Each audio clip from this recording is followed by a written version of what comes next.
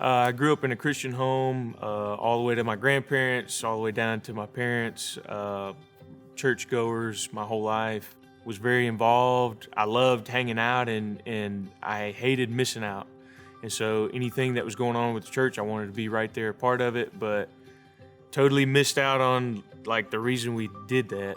And so fast forward basically my entire life on into the latter part of my high school attendance. I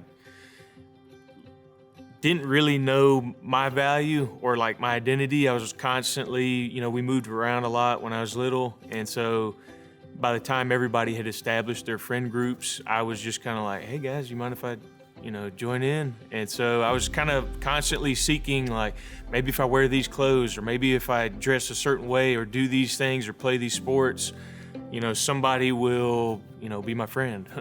And I had a lot of good friends, had a lot of good memories in high school. And then through that, I guess, mentality, I got involved in drinking, and then fast forward into my college years and kind of spiraled out of control.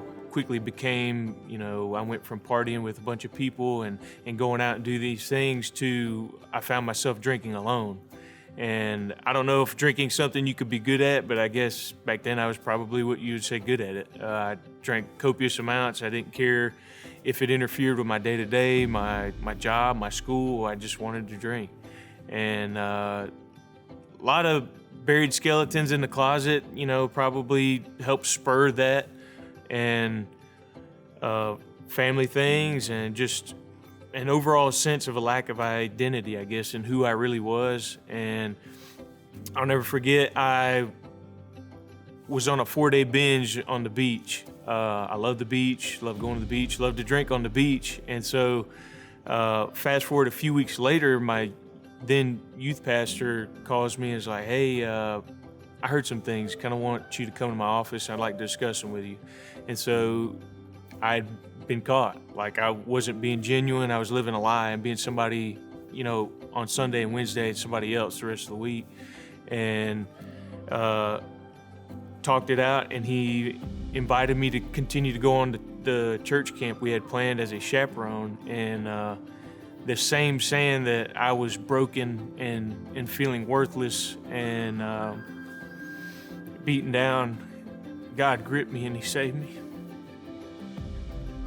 On the same sand, literally the same sand I walked on a few weeks prior, just in utter despair. And he just revealed to me, like, I love you. Like, I see all the things that you have done. I see all the things you're gonna do, and in spite of that, I love you. And I think of the song Reckless Love and the story of the 99 sheep in Luke, and like, I'm that one sheep, and I'll never fully understand it, God's love, and I don't have to. It's something that I strive for every day to show others and to live out in my own life, and that's what I want my legacy to be, because it's so special, my testimony, because God allowed me to take the bad and use it for good. And I love telling people about the hardships that I've been through, in hopes that maybe they can see, like, God's not just some distant being in the clouds. Like, he seeks us and sprints after us.